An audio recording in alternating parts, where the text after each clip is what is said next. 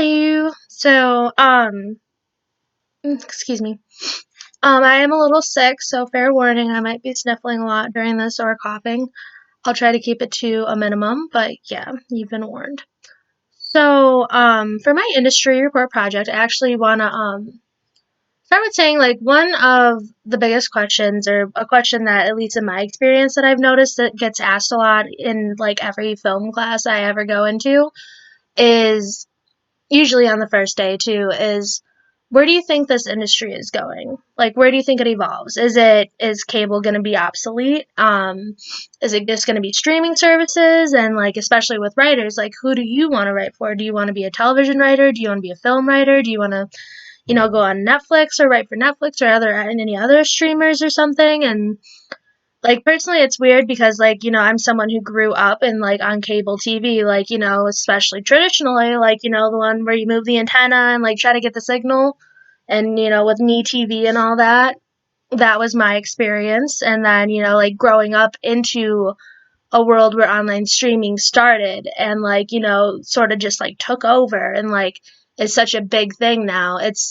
It's really interesting to reflect on that, especially as someone who's looking to be a writer and might, eventually want to write for one of these. Personally, I want to write for online streaming companies just because I like the fact that there's a lot more freedom to have creativity and there's not as many restrictions on, what you can and cannot say or cannot write. And personally, like, I'm not someone who likes to have, restraints. But yeah, I'm actually going to start this with like a little quote that I read from an article dealing with all that. And it says, Disney and Netflix offer the clearest visions of Hollywood's future. Warner is a media company that's as old-fashioned as they come, trying to make movies that will pull audience en masse to theaters. The latter is a tech company that's largely uninterested in the theater business, but has won subscriber loyalty by offering a wealth of viewing options. So, getting into this, I actually want to start by talking about studio consolidation, going to Disney, and then we'll touch a little bit on Netflix, and then we'll wrap it all back around. So, studio consolidation. One article that I read was actually talking about the last decade of the industry and like what certain things like really altered it. And one of the topics on there was studio consolidation. So it said, like, this last decade has seen, like, a lot of major motion studios essentially bolster themselves up the food chain through mergers.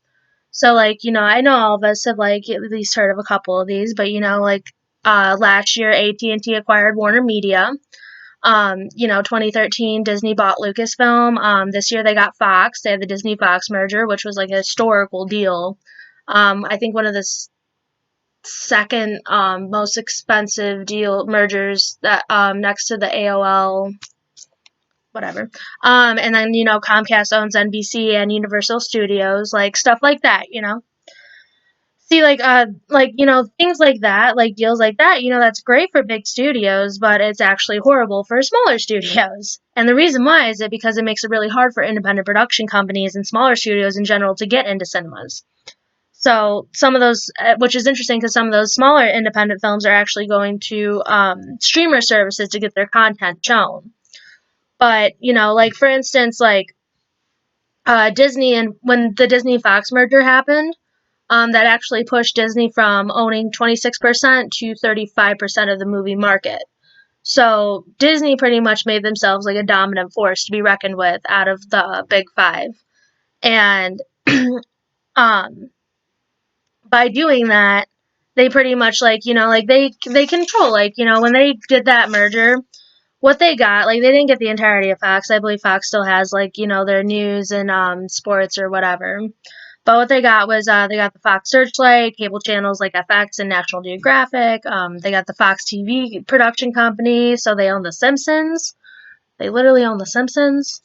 They have a huge library of classic films spanning back more than 80 years, and they own the X-Men and the Fantastic Four characters. And they also got a 30% stake in Hulu, which essentially is just more firepower to compete against streamers, especially which aided them when, the whole Disney Plus thing is coming about. But what's interesting is that, why all these mergers started happening is because a lot of these film companies are starting to realize that blockbusters are not enough to margin a profit like in theaters. So what they're trying to do is they're trying to like, play a little game of Monopoly and start owning everything so that way, they don't have to be dependent on cinemas because people aren't really going to the cinema anymore. And which is funny because it's mostly, I believe, because it's too expensive and it's cheaper to just, like spend like $10 a month on Netflix and be able to watch whatever you want in the privacy of your own home. I mean, don't get me wrong, I love to go to the movies, but I don't always have time, because I work a lot. Well, used to, but anyway, so, so for instance, like, content wise, like Disney released, for instance, 10 films in 2018. Now Netflix released 93.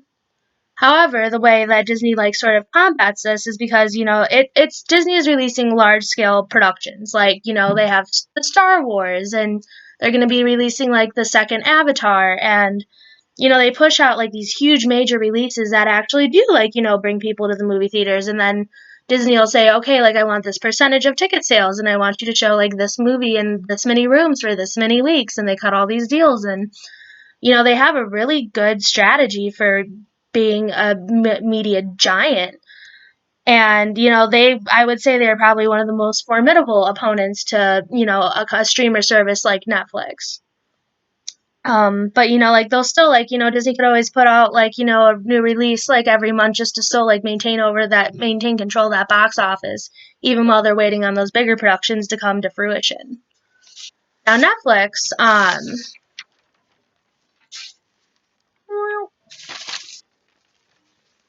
sorry, please hold. Well, Netflix, interesting enough, wow, I should really be better at organizing my notes before I start talking. Um, One interesting thing I like found about Netflix is that while like they do like, have like a lot of content or anything, writer wise, is that one of the more interesting things I found is that they started like actually like, poaching screenwriters to like, spin out their content. So for instance, one like big deal that really like shook like the industry world was the $150 deal for Shonda Rhimes to create 8 exclusive series over 4 years for Netflix. Now ABC was only paying her $10 million a year for a show that was, supposedly bringing in $2 billion of revenue stream, like, whatever. So when Netflix like gave her that deal, like she took it, and she's doing that thing. And then they also got Ryan Murphy for $300 million for a 5-year contract, and the Blackish writer Kenya Barris for $100 million deal for 3 years.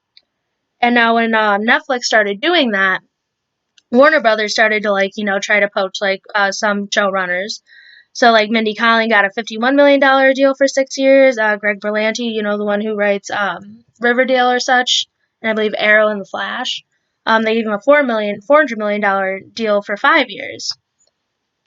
And so like with like with streamers like trying to like get all these like huge writers, excuse me, from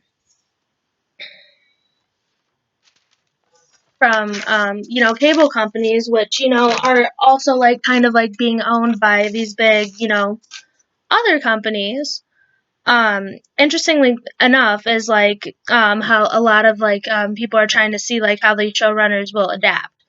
So like for Ryan Murphy, for example, so like there's like a little bit of criticism saying like, oh, how is he gonna be able to relax there for how many years when he's someone who's used to like pitching to a whole room of buyers and like lives off that. But if he's going to be signed in with a contract for years, and how's he going to deal when like when he realizes no one's listening to him anymore?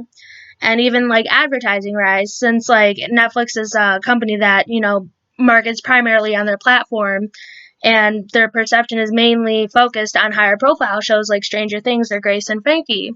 For example, like Shonda Rhimes, like she's used to her show being talked about, running advertisements, always seeing like her stuff everywhere. So they're saying that like, like her ego might take a hit if, she's going to be there, and like her show might not be like, the talk of the town anymore. Personally, I think that in my opinion, I think that online streaming services is going to be elite. I think it's going to be the one that survives, in the next like 50 years of the industry.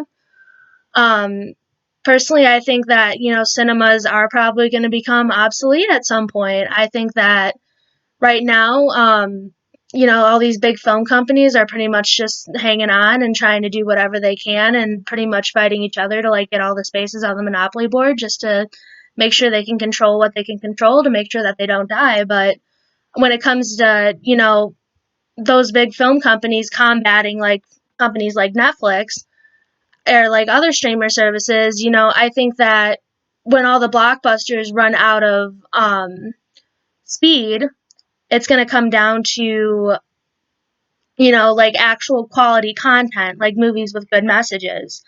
And that's why I think like those smaller independent studios like are probably going to be talking more to like streamer services because of like all the blockbusters are pretty much running everything and like just trying to buy everything and like put out what they want to put out.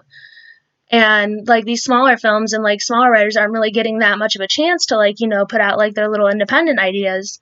And I think that those writers are going to go to like smaller studios that are going to streamers that are going to end up producing them. And I think that in the end, like I think that honestly, like online platforms are going to be where it's at in the next 50 years. And they, even if like there is something like if they even do try to put up a fight, like they're still gonna, no matter what, I still think they're gonna be in the end, because just of how like the world is right now and like how I've grown up, like I don't even watch cable, I barely ever go to the movie theaters, like, and if I do, it's just to go see the next big blockbuster, but even then that's not really like a thing.